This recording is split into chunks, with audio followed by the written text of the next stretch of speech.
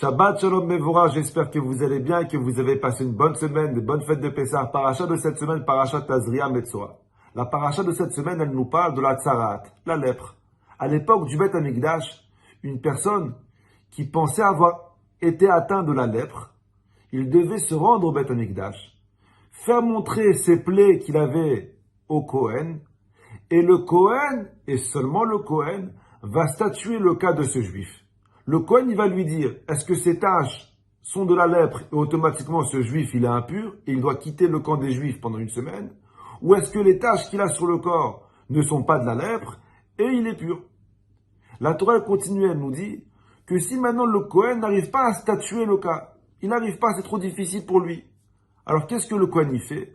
Il va avoir un rave qui est spécialisé dans la tsarat, dans la lèpre. Le Rav, il va voir les taches qui sont apparues sur le corps de ce juif. Et le Rav, il va dire au Kohen quoi dire. Le Rav, il va dire au Kohen, est-ce que c'est de la lèpre et il est impur? Ou est-ce que c'est pas de la lèpre et il est pur? Et c'est seulement le Kohen qui doit prononcer le mot tsarat ou pas tsarat à voix haute.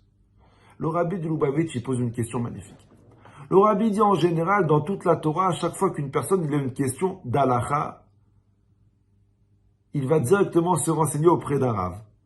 Une personne qui a une question sur un aliment, est-ce qu'il est cachère ou il n'est pas cachère, il appelle qui? Le Rav ou le Kohen? Il appelle le Rav. Moi, demain, je suis à Auchan, je fais des courses. J'ai un doute sur un produit, est-ce qu'il est cachère ou il n'est pas cachère? Est-ce que je vais appeler le Rav de la synagogue ou est-ce que je vais appeler le Kohen de la synagogue? Avec tout le respect que j'ai pour Monsieur Cohen. Le Rav, c'est lui qui tranche. Demain, j'ai un problème avec mes tefilines, je ne sais pas si elles sont cachères ou elles sont pas cachères. D'après vous, j'appelle qui? Je vais appeler le Rav de la synagogue ou est-ce que j'appelle le Kohen de la synagogue? Bien sûr que j'appelle le Rav. Une femme qui a une question, est-ce qu'elle est Nida ou elle n'est pas Nida? Elle appelle qui? Elle appelle le Kohen de la synagogue ou elle appelle le Rav de la synagogue? Bien sûr qu'elle appelle le Rav. Akadosh Baruch Hu a donné cette faculté, cette force au Rav de trancher. Est-ce que cet aliment il est cachère ou il n'est pas cachère? Est-ce que ces filles elles sont cachères ou elles sont pas cachères? Le seul cas dans toute la Torah entière où quand tu as une question d'Alacha et tu sais pas est-ce que il est pur ou il est impur à cause de cette lettre, on te demande de ne pas aller voir un Rav, on te demande d'aller voir un Kohen. C'est pour la tsarat. Le Rabbi pose une question magnifique. Le Rabbi dit, mais je comprends pas. Comment ça se fait que pour la lèpre, on va pas avoir un Rav, mais on va voir un Kohen? Le Rav lui donne une réponse magnifique. Le Rav dit, tu sais pourquoi les Kohanim, ils ont l'obligation de bénir Am Israël? Pourquoi c'est les Kohanim, chaque Shabbat ou chaque jour, qui font Yevarechecha Hashem Veishverecha, que tout le monde rentre sous le talit? Pourquoi c'est les Kohanim qui nous bénissent? Parce que le Kohen, il a un trait de caractère qui est obligatoire pour pouvoir bénir. Écoutez bien, le Kohen, il aime chaque juif. Et seulement une personne qui aime peut bénir. C'est écrit dans la Torah, Levarech et amo Israël be'ahava. Le Kohen, Aaron à Kohen, il a transmis en ADN à tous ses enfants les Kohanim l'amour pour le juif. Et seulement une personne qui aime peut bénir. Le Rabbi dit, de la même façon que seulement une personne qui aime peut bénir, seulement une personne qui aime profondément l'autre peut lui dire, toi tu es impur. Pour pouvoir dire à une autre personne, tu es impur, sors du camp, il faut l'aimer d'un amour absolu. Et c'est pour ça que quand tu as une question sur un aliment, tu vas voir un Rav. Quand tu as une question sur tes tefilines, tu vas voir un Rav. Mais quand tu as une question sur toi-même, est-ce que tu es pur ou impur?